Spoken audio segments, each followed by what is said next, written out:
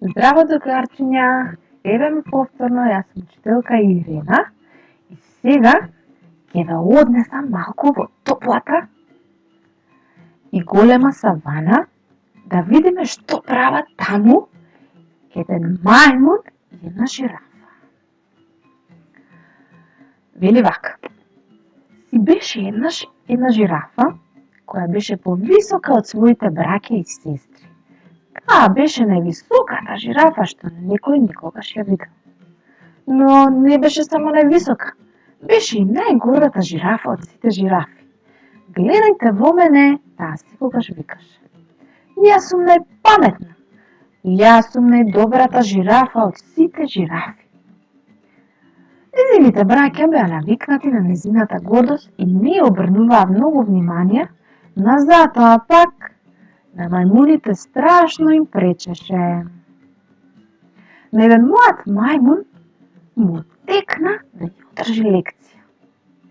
Еден ден тој рече на највисоката жирафа: има едно многу убаво сочно овошје на едно високо дрво. Не е многу далеку од овде, но ти, жирафо, не можеш да го дофатиш. Ајде по мене, и рече мајмунот на жирафата. Само гледај ме, му возврати жирафата.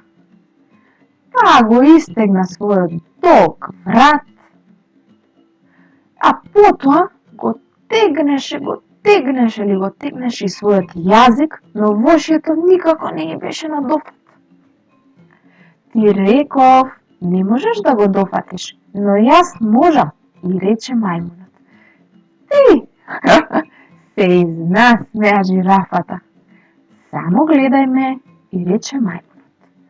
Тој се качи на грбот на жирафата, ги истегна своите долги раце и го дофати сочното овошје. Јас ти помогнав, и рече мајмунот на жирафата. Од тогаш, деца, највисоката жирафа престана да се фали на секаде и заедно со мајмунот стана најдобри пријатели.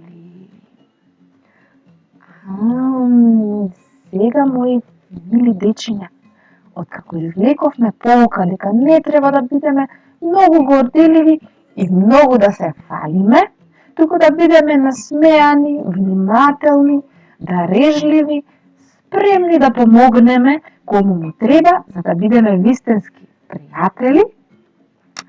Ајде сега малку да ги повежбаме и нашите рачиња, правејќи ги следните изработки. Кој може сам, а кој не со помош на вашите родители, баби, дедовци, браќа или сестри. Што можеме да направиме? Можеме да си направиме отпечаток од дланка. Така што со кафена боја кога ќе печатиме, ќе го направиме мајмунот, а со жолто и со малку кафени точки ќе направиме жирафата. А исто така, интересно ќе биде да си направите од ролни од тоалетна хартија, да си ги направите мајмунот и жирафата и заедно со некој од вашите родители потоа да ги искористите да си драматизирате во една драмска игра, преправајќи се дека сте мајмунот или жирафата, кому на кого подраг му е ликот. Учете низ игра, забавувајте се, бидете секогаш среќни и насмеани. До видување, до следно видување. Чао!